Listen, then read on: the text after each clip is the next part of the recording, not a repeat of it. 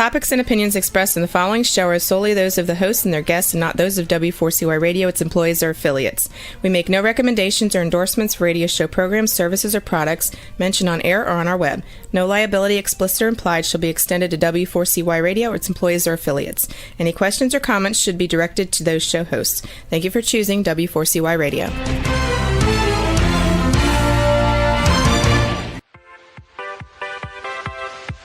Welcome to the Ask Good Questions podcast, broadcasting live every Wednesday, 6 p.m. Eastern Time on W4CY Radio at W4CY.com. This week and every week, we will reach for a higher purpose in money and life, as well as a focus on health and wellness. Now, let's join your host, Bonita Bell Anderson, as together we start with Asking Good Questions.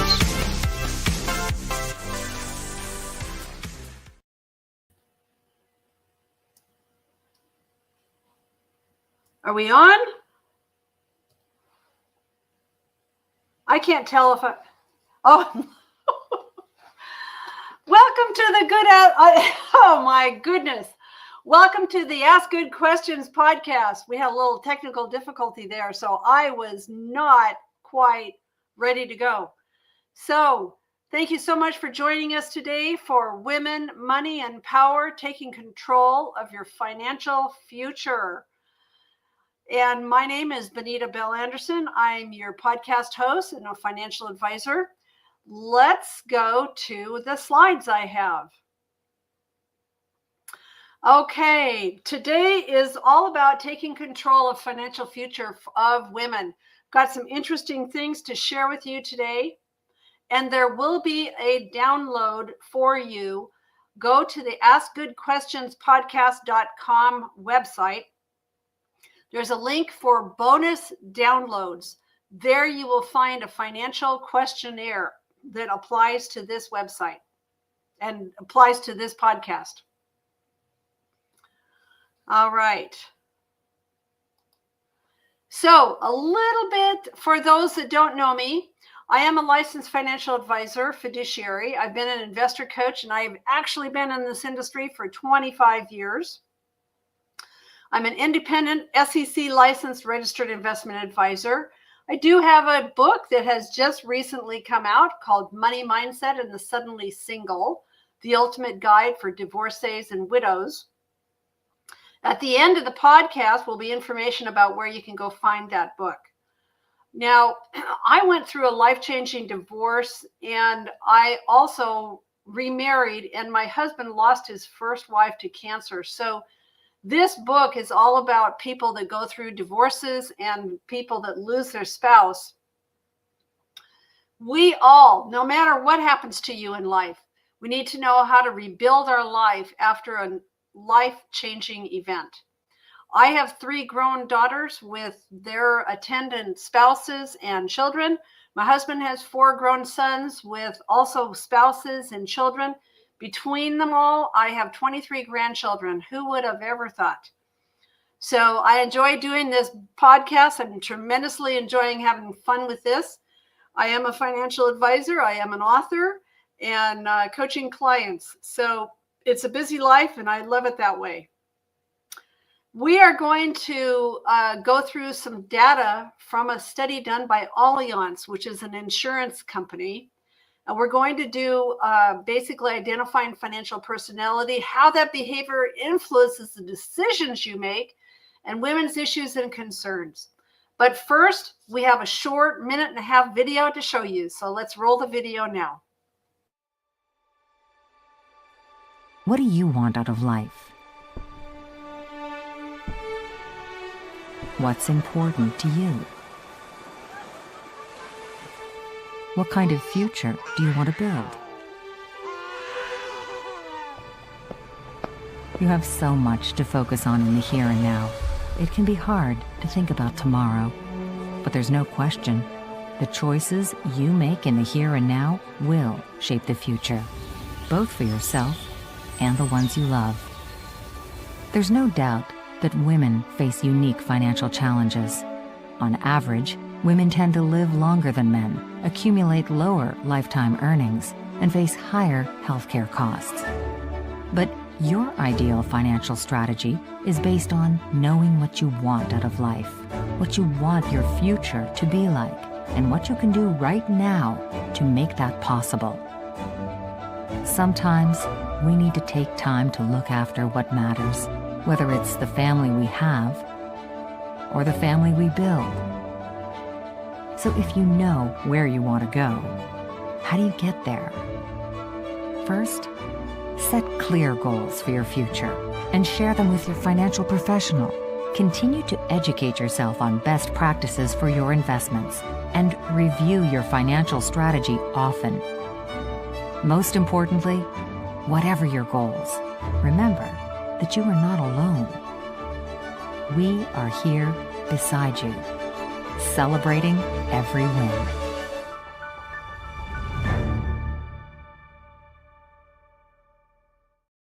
All right.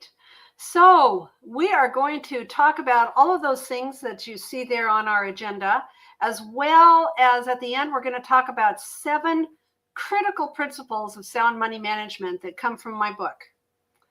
All right. So let's identify your financial personality. Now, I really am hoping, if you're listening to this or watching this and you haven't downloaded the PDF, please do that at least, sometime soon.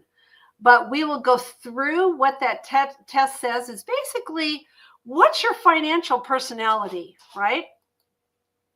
So it's going to identify kind of how you tick. It's going to, it'll help you understand your particular needs better. It'll help you understand a little bit more about your financial decision-making process. It'll help you understand your approach to planning your financial future. And so again, find that PDF. It's a financial workshop questionnaire. Find it on the podcast website at askgoodquestionspodcast.com. And there's a link that says bonus downloads. All right. So you'll click on that. So if you don't have that right now, this may be a little bit hard to see if you're watching the video, but at least you'll get an idea of what this is. What's your why? Identifying your financial personality will allow you to better understand your particular needs, making your decision-making processes and personal approach to planning your financial future so much smoother. This way, you can also be better understood by your investor coach. All right, so if we're going to use a scale, and how much do you agree or disagree with the following statements? Okay, this will be kind of fun. You'll give yourself a point value for each one of these statements, and then you'll add up your points at the end. So strongly agree is 5 points. Somewhat agree is 4 points. Neutral, neither here nor there, 3 points. Somewhat disagree is 2 points, and strongly disagree is 1 point. All right, here's the questions. I feel I am confident when it comes to managing money and investing. Okay, give yourself a number there. Number 2, I feel I have adequately planned for retirement savings and security. Give yourself a point value. Number 3, I feel I am educated when it comes to managing money and investing. Give yourself a point value. Number 4, I feel I have sufficient knowledge about money and investing, and I am very involved in the management of my long-term savings and investments. What do you think? Give yourself a point value. Number 5, I feel I am clear about my financial goals and my plans to achieve them. Okay. Number 6, I feel I am highly responsible and take initiative when it comes to money and investing. What do you think? Give yourself a point value. Let's see, 1, 2, 3, 4, 5, 6, 7. It is very important to me that I always have a complete understanding of my household financial situation. What do you think? Give yourself a point value. And the last one is when in a relationship. I like to collaborate with my partner in financial decisions. So you're going to give yourself a point value for that one. You are then going to total up all of your points and give yourself a score. Now, this is a two-part download that when you have this in front of you, you'll find that you've figured out what your personality is. 35 to 40 points, you are a financial initiator. 27 to 34 points, you are a financial analyzer. Now we are going to go through each of these. 20 to 26 points, you are a financial collaborator. 14 to 19 points, you're a financial avoider. And 8 to 13 points, you are a financial dreamer. So this page does have descriptions of each one of these, but we are going to go through some slides so that you can kind of get a better idea of what each of these is really, delve into it. So if you've added up your points, how do you feel you did? Did you learn anything about yourself? Is it exciting? Are you depressed? Are you resolving to do better? Kind of the thought here for me is to help to encourage you to do something about this, not just listen to it, but actually do something about it. I want you to be more in tune with your behaviors as they relate to money and finances. I want you to position yourself to take the next steps for you and help you assume control of your financial future. I want you to realize that you are the best judge of the accuracy of any financial description that reflects your financial behavior. And so let's take a little closer look at what each of those descriptions means. So again, they were financial initiator, analyzer, collaborator, avoider, and dreamer. We're going to start at number 5 and go up the list. Which one describes you? Or maybe you feel like, I'm a combination of a couple of them, right? So let's talk about that dreamer. I've met quite a few people that are kind of avoiders and dreamers. This is the person that really doesn't have a confident history with money.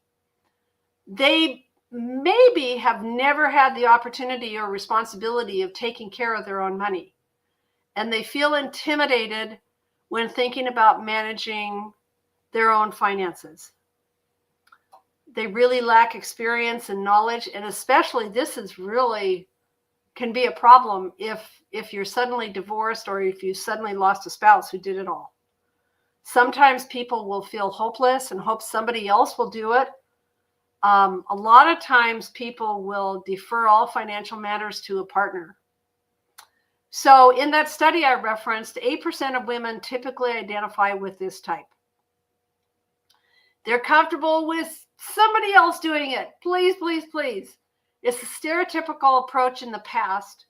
This is something that's really before the time that women really started gaining the right to earn their own money. And women started realizing that they needed to know more about how to control their own money. Right? So does this describe you? If it does, well, we've got some work to do, huh? Number 4 is the financial avoider. I call her the uncertain searcher. She is concerned about her future and her current finances, but she doesn't feel confident enough to make good decisions to resolve her financial problems. And she's overwhelmed by all the choices out there. So 11% of women say that they fall into this category. They're confused about money. There's too many complex financial choices. They're worried about their situation, but they avoid making financial decisions because of the lack of knowledge and experience. They just want to not deal with it if they can. Avoid, right? So there's a lot of work here to do too if you fall into this category. Well, let's go up the ladder a little bit. This gal's getting there. I call her the collaborator. I also call her the power partner. Now, 24% of women identified themselves this way. Very balanced in life, healthy, happy, cooperative in their main relationship. They're really successful with resolving financial issues. They provide their family with financial comfort and stability. They're all about sharing financial power on an equal basis with their life partner. And they prefer to make decisions as a team. There's nothing wrong with this. The problem is, like I wrote the book about people that suddenly find themselves, the reason I called it Money Mindset and the Suddenly Single is because when someone loses that partner, if they're in this situation and they lose that partner, then sometimes they can feel lost. All right, let's go up the scale one more to the financial analyzer. I call this gal the perceptive planner. She has a good understanding of household finance. She has taken initiative in thoroughly researching investment opportunities and tracking financial results. She's a comparison shopper. She's an avid saver, and she rarely buys anything that she hasn't really thought out and that she can't afford. She has very analytical behavior, very disciplined approach, and this type of gal has usually worked with financial advisors in the past. She's the type of person that's going to want to seek out holistic, all-around good advice. And she's going to keep trying to get it right, though. There were quite a few women in this group. 35% of women in that study said they fell into this group. The thorough researcher, weighing all the options, being clear on the road ahead before making financial decisions, probably keeps a spreadsheet of everything she's doing. I do that. I have a spreadsheet for everything I'm doing. Otherwise, I might forget. Anyway, let's talk about that gal who's the number one, the financial initiator. I also call her the alpha female. Now, 18% of women actually surveyed saw themselves as an alpha female. Confident, optimistic, proactive, really feels like she's sophisticated in financial knowledge. A lot of times, gals that are in this situation, I find that they are like this, but they want to have you as a partner because they don't want to have to deal with their investments all by themselves. They are confident in making good financial decisions. They are clear about their goals. And they usually do take the initiative to work with a financial advisor. Now, just to let you know, in a couple of weeks, we are going to be having a podcast episode about choosing a financial advisor. So just a little sneak ahead that we're going to be doing that to go into that issue. But here's an insight for you on the alpha female. Often she sees herself this way because she feels like she has to take care of herself and those she cares about financially, in part because that's the way it has had to be. She has to take care of herself and her family. Sometimes this is by choice. Sometimes it's because of necessity, right? So my goal in having you take this test is to just become more aware of where you are in this process and what you need to work on. So we're going to move on to the next thing that is in our purview today, and that is how behavior influences financial decisions. This will come as no surprise that our formative years really help form how we approach money now. The genesis of our current beliefs and our habits goes all the way back to childhood. It's called a money imprint. Now, what are some things that you can hear in your head? Like money doesn't grow on trees. There's a whole bunch of things. The biblical one that always gets wrong is money is evil, but that's not what the scripture says. It says the love of money. So think about what your family taught you. What lessons did you learn from your parents and your family? How, did you have a good relationship with money? Did you interact with money in a positive way when you were growing up or not? I remember babysitting when I was like 12, 13 years old, and I think I got like 50 cents an hour for that. So did that experience earning money when you were young make you feel better or worse about yourself? And another question is, was money a source of conflict in your family and worry, or was it considered a tool? So here's the thing to think about. When your money beliefs don't support you and your values in the adult world,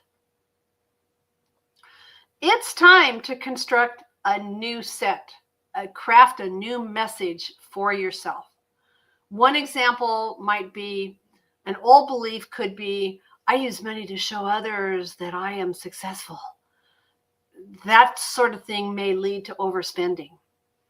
You may want to think about a new belief like, I use money to create long-term security for myself and my family. This all kind of gets back to the why. Remember that you are not chained to old beliefs or past beliefs that only serve to prolong and support misery. You want the ability, and you realize you have the ability to make changes. That lies clearly and strongly within your power. I just hope you take that in and think about that. Here's some key findings regarding behavior. Financial knowledge in the USA is really quite low. And this will not be a surprise. Older women are less likely to have a bachelor's degree. Women under age 45 are more likely to have a bachelor's degree. Women are less willing than men to take financial risks. This is something I have seen a lot. Women also wish that they saved more. Women have more credit cards than men. Women are actually equally likely to pay their credit cards off in full every month. Now, the sobering thing is that unmarried women with dependent children are the most vulnerable subgroup to financial stress. And financial knowledge and financial matters can be learned, but you have to teach yourself. Here's one of the questions by the FINRA Investor Education Foundation was, do financial knowledge, behavior, and well-being differ by gender? Some of these things is a big yes. There's differences in how the sexes deal with money. And here's another thing.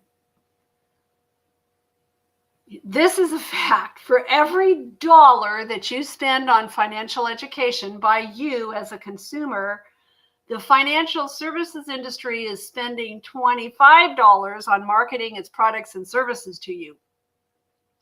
Think the E-Trade baby. Think the little paper squirrels. Think of any of the financial services advertisements that you've seen. There's a lot of money being spent to impact where you go for financial advice. So we're going to turn, this is kind of an overview today of some of the issues that women face. We're going to explore a little bit about the many different roles and issues that most women are encountering. The biggest ones are like long-term care for parents while you also have children at home.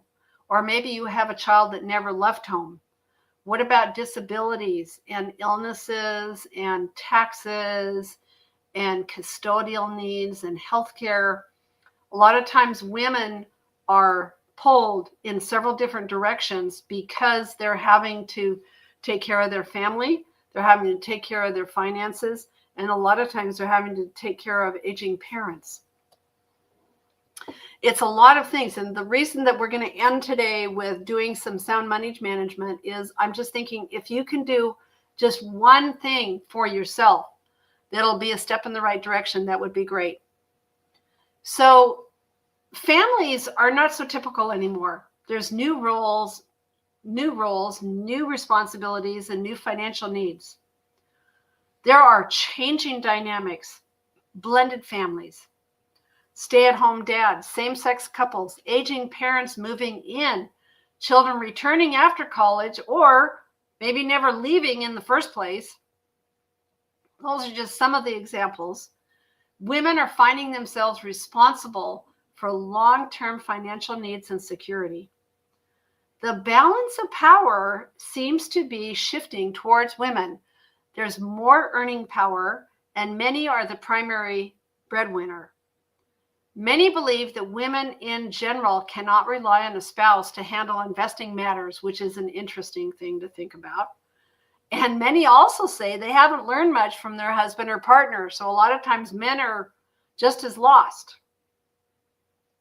But women are increasingly doing their own financial research on retirement ideas. And they're also doing their own tax preparation. And they're most importantly is they're the ones that are usually teaching their children about money and helping them be successful with getting started with a good money mindset. You'll also find that most banks in particular are doing financial education classes. So you might look that up for the bank that you go to. And then there's this interesting dynamic coming forth, and I'm calling them women of influence. They have higher incomes. They have higher incidence of postgraduate education. They're more successful in the workplace. They're more likely to have their own business. And they're more likely to achieve a director or a vice president position. Now, the only downside, I'm a big believer in family and having somebody at home. Sometimes in the past, that that women were mostly at home and men went off to work.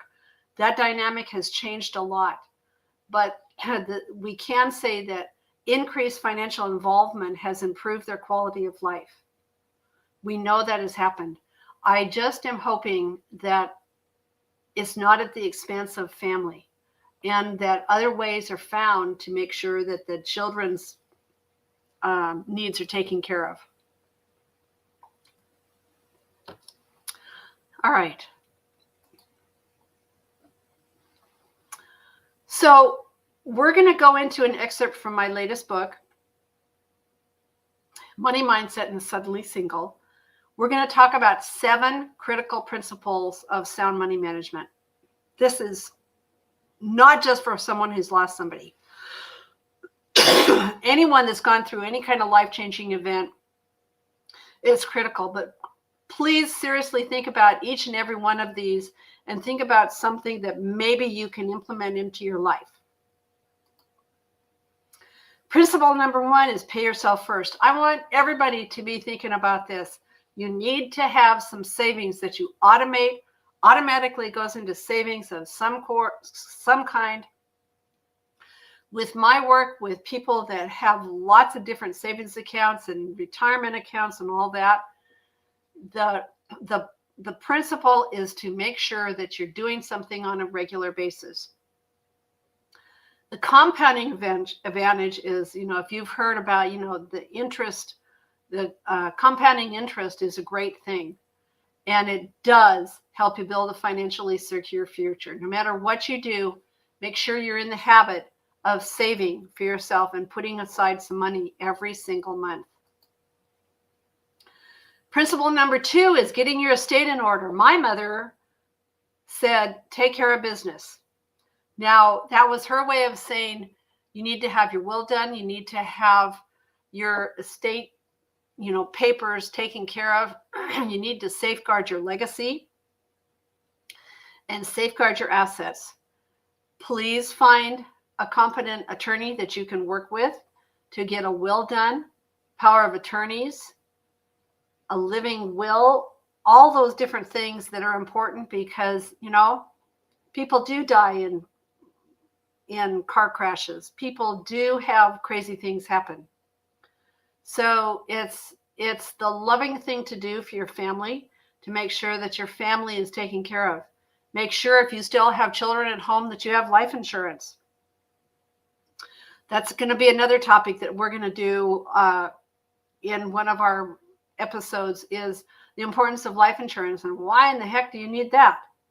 So, but this is something that I know it can be kicked down the road. You will say, oh, I'll take care of that later, and then later never comes. So please make sure that you get this done and then update it like every 5 years or so. Now, principle number 3 is spend within your budget. Now, I don't like the word budget. I would rather use the word cash flow.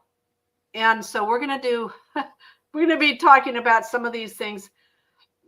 Here, we are not going to get into specifics, but I just want you to know you can develop techniques within yourself for effective wealth management. Doing that simple savings, thinking about what you want to create for yourself for the future. There are techniques that I want you to think about, and I don't want you to think in terms of lack. I want you to think about what do you want to provide for yourself for the future. The psychological aspects of spending within your means are critical. When you come from a mindset of abundance and you know that you have set yourself up so that you are not spending above what you earn, that is a big deal. So please, please, please think about what your cash flow is. How much are you bringing in as opposed to how much is going out? And please think about making adjustments if you need to adjust that concept. A related concept is limiting debt.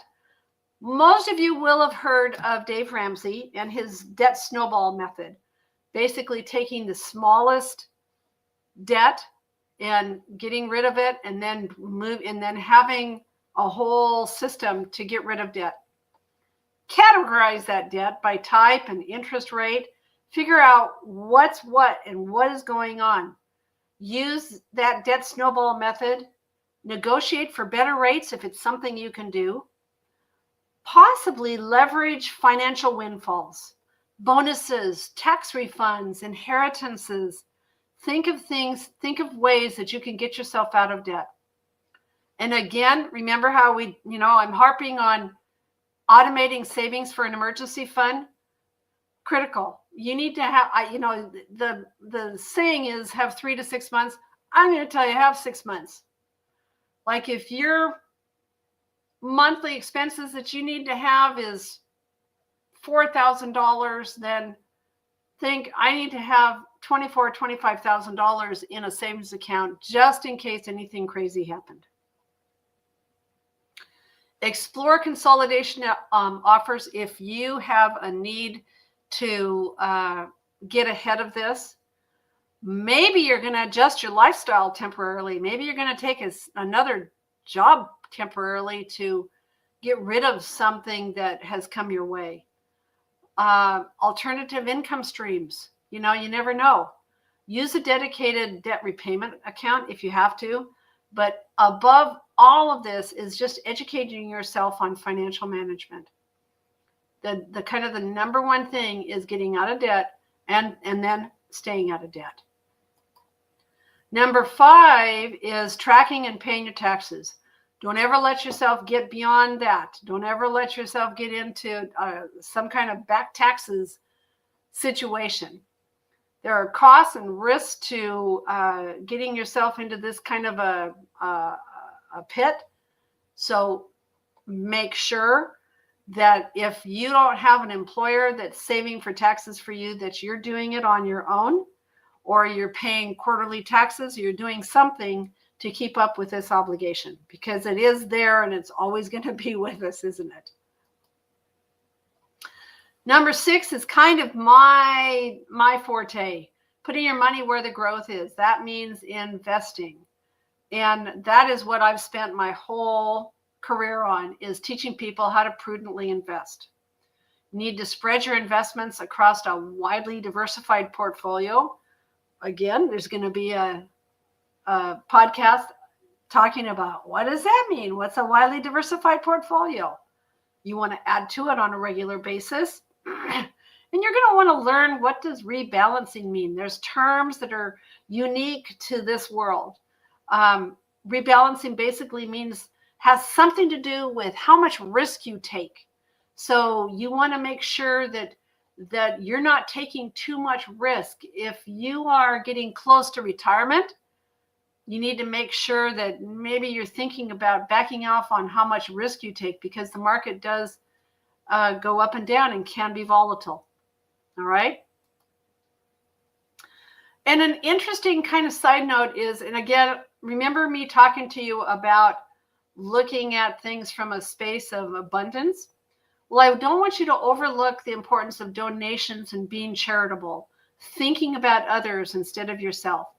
Come at this from a space of abundance instead of scarcity. Get excited. Think about how do I want my future to look? So get excited about having enough to really make a difference in the world and give to the concerns that matter the most to you. That is a very proactive way to think and to go about this whole thing in trying to think about, what can I do so that I can give back? So here's a few closing thoughts. This is achievable. It is. You need to become educated on money management. Hopefully this podcast is going to help you do that and think about also health and wellness issues. I want you to think about the money working for you instead of working for the money. I'm going to pick on you to become more disciplined. Set yourself up correctly. Avoid the mistakes others have made. One of the things I've done in my book is talk about some of the mistakes I've made in the past. And a lot of times, some of our biggest learnings come from our biggest mistakes, don't they? But learn from others who have been there before you and the pitfalls to avoid. This does require focus and wisdom. It does require you getting quiet with yourself and really thinking about what you want to accomplish. I'm going to say it again, stay out of debt. The biggest freedom is going to be staying out of debt. Care for your money, and your money will take care of you. All right? And if you have any questions, realize you can contact me. The link to buy Money Mindset and the Suddenly Single is here on this slide. I basically, to make it easy, you can just go out to Amazon and look it up by the name of the book and my name, and it'll come up. But I've got a tiny url.com/suddenlysingglebook, and it'll also come up that way. My email, the podcast email, my author site, and my registered investment firm website are all there. Another thing I did to make this available on a regular basis is I have created a flyer that is in the bonus downloads as well. And that flyer has all of this information about where to find the book and how to email me and how to get to the podcast website, as well as the author website and the registered investment firm website, which you can also check out. Thank you so much for attending this website and this podcast. Again, the podcast website is askgoodquestionspodcast.com. There you will be able to find all this information, the downloads that are available from each of the episodes, And thank you so much for attending today. If you are in a life-changing transition, realize that there is help out there. You can do this. You are strong. You are woman. You can do this, and you can meet the challenges in your life. Thank you so much for attending. Today's episode is over, but we did ask good questions again, didn't we? Don't miss out as we broadcast live every Wednesday, 6 p.m. Eastern Time on W4CY Radio at W4CY.com. Join Benita Bell Anderson next week for more conversations with experts on finances, retirement, behavioral finance issues, health and wellness, and more. Until then, remember to ask good questions.